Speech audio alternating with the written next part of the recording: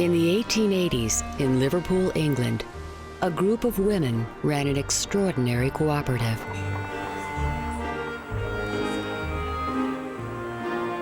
I think everyone is familiar with the concept of women sticking together in times of trouble, but you normally assume that it's going to be a helping in a pleasant way.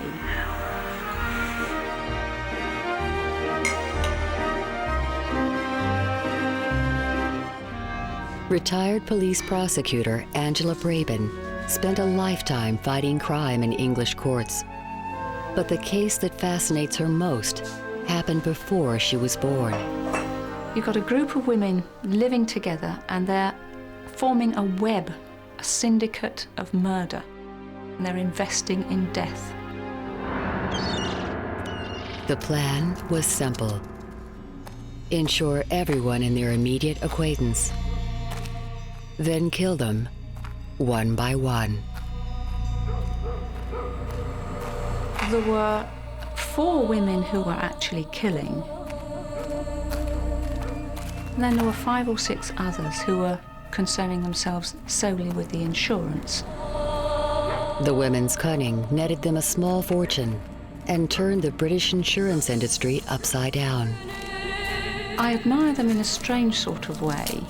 They worked out the insurance rates, how would they get the best rates for different people. They knew all the rules and regulations of the insurance and burial clubs, virtually backwards as far as I could work out.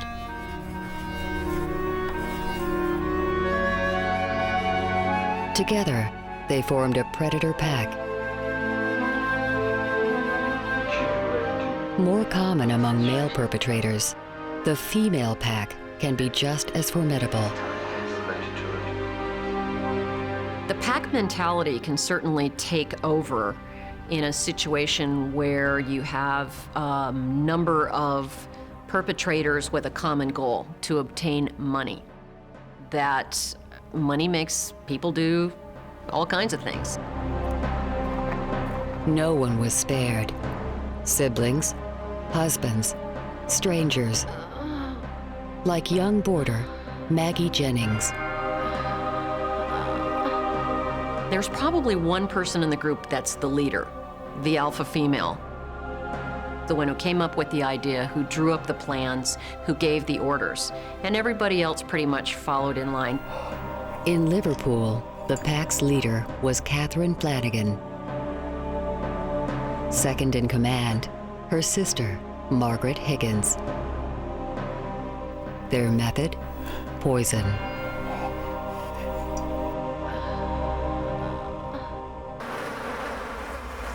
Arsenic obtained from flypapers.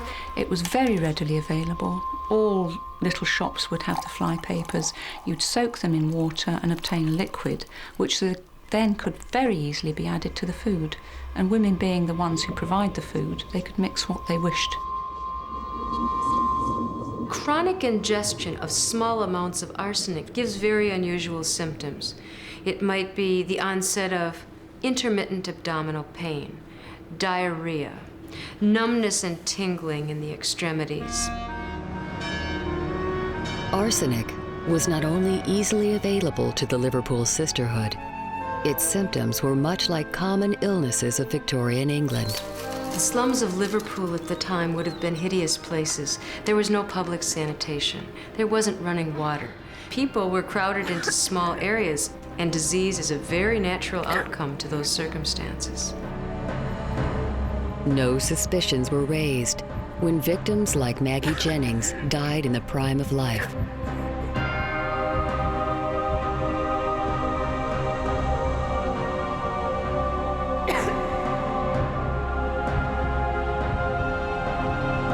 The doctors were expecting to find the diseases of poverty, malnutrition, and insanitary conditions.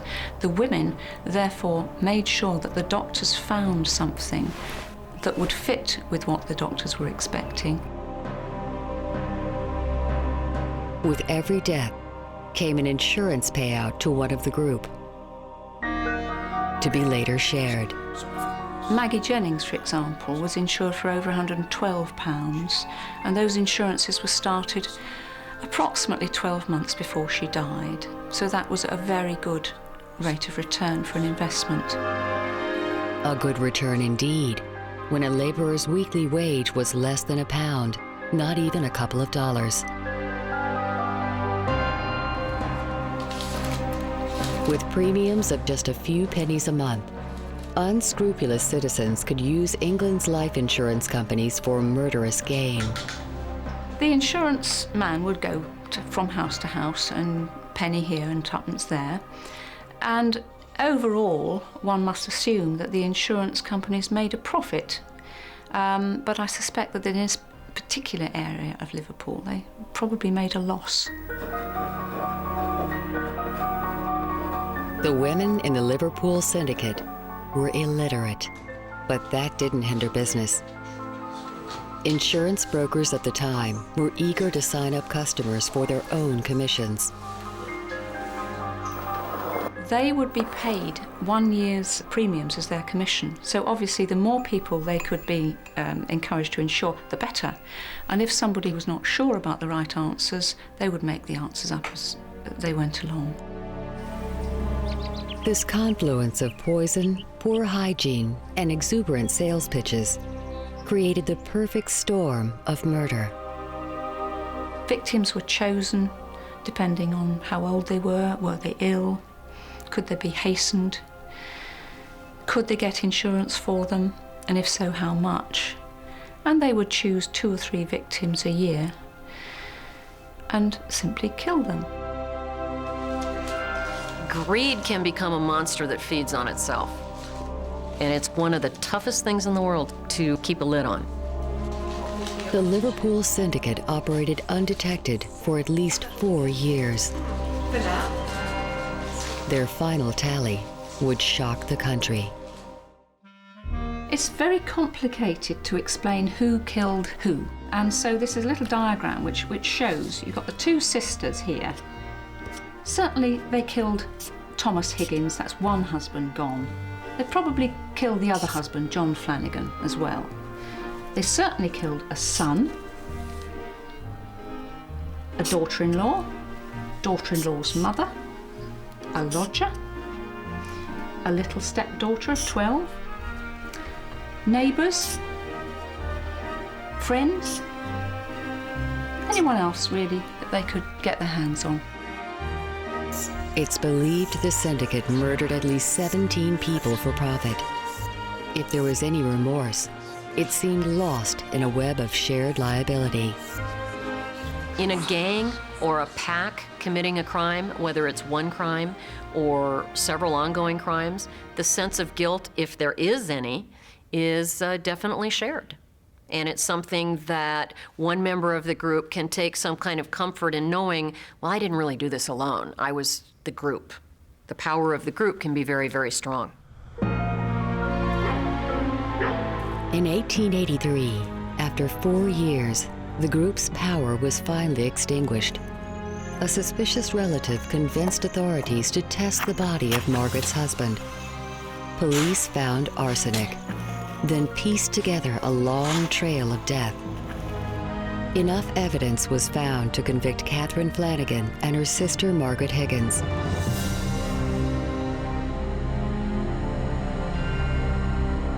Newspaper reports describe how they hung side by side from the gallows. The others escaped prosecution.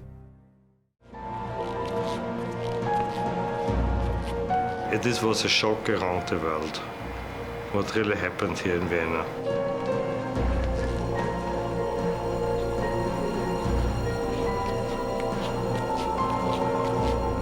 Max Edelbacher heads criminal investigations in Vienna's South District.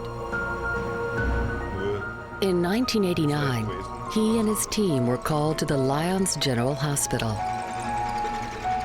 This is one of the largest hospitals, especially dealing with very elder people. In the preceding 3 years, an alarming number of elderly patients were dying in just one wing, Pavilion 5. Investigators soon found out why. It's so terrible because you never would expect in a hospital that this is a murder station. No?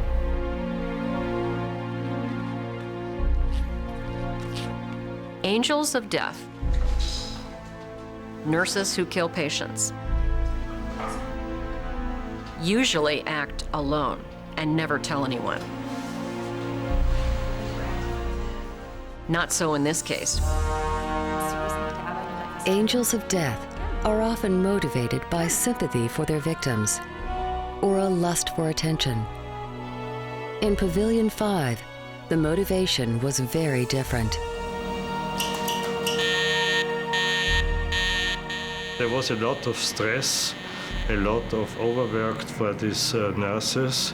And in this time, in 88 and 89, more than 60 to 65 people were in one room. And in the night shift, only 2 nurses could care for these people. Nicht schon wieder. Elderly patients were demanding. Too demanding.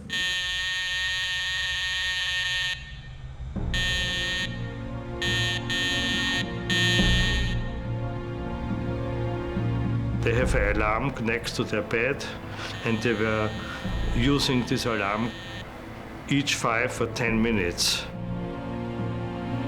For one group of nurses, the solution was eternal silence. Ich hatte noch keine 5 Minuten Pause.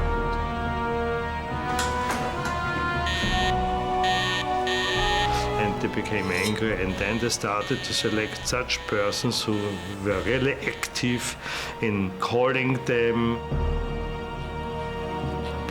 Ringleader Gertrude Wagner and 3 others had a pact made even crueler by their methods.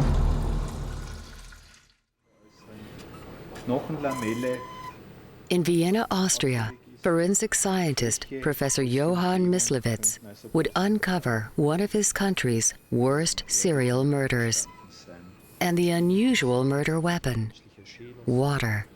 A little push was sufficient to put them to death, to obstruct the breathing mechanism. The nurses were drowning their patients.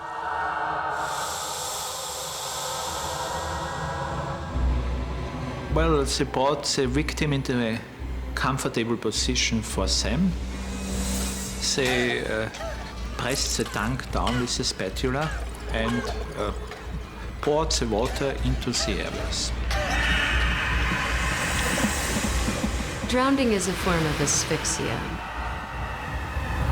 There will be an initial shock and an attempt to hold one's breath. When they can no longer hold it, they're going to exhale that breath and inhale water. That is going to be incredibly uncomfortable.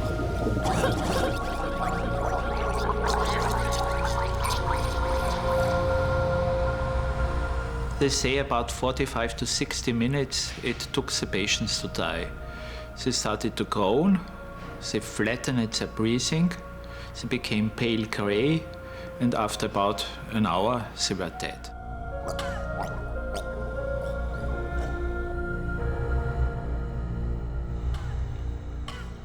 The technique should have defied suspicion.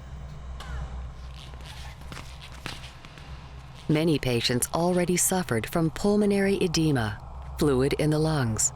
That was assumed by them that they could get away with it because you can't distinguish between liquid from pulmonary edema and liquid from tap water.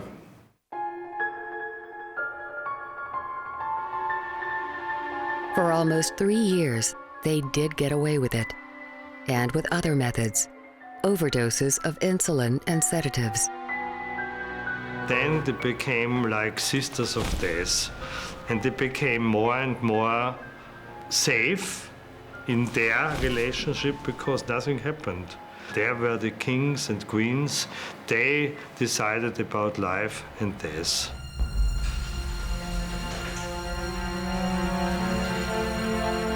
Although the nurses would cite their motivation as frustration, the scale and daring suggests another factor to criminal profiler Candice DeLong. I think what it has to do is the risk. Can I do this horrible thing? Can I cross this line society says if I cross, it's all over for me, right in front of other people and get away with it? And that thrill, that extra risk, is why they do it. The killing might have continued had the nurses not been so proud. Bragging is a common behavior that we see on the part of serial killers, in particular sadistic serial killers. And in particular, when you have a group of them together, they're proud of what they do.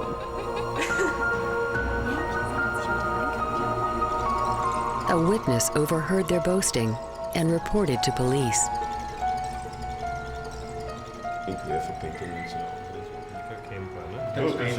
When questioned, 2 of the nurses confessed. This was very interesting with these 2 ladies, Wagner and Gruber. It was like falling stones from their shoulders or their body. They wanted to speak. Police and hospital administrators could scarcely believe the magnitude of the murders. At first, nobody wanted to accept that the problem could be so large, that the police had to investigate more than 300 cases. Exhumations and postmortems were difficult.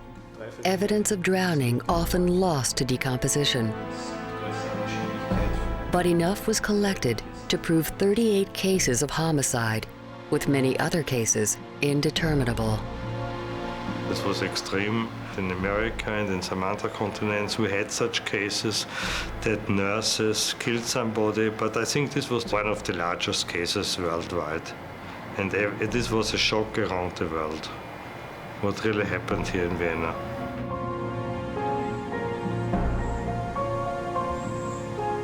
And just as rare, 4 angels of death working together. There have been cases of murder in hospital before concerning hospital personnel, but only in this case there were 4 people knowing each other.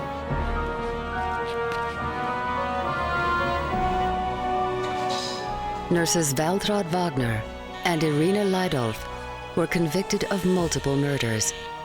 They served life sentences.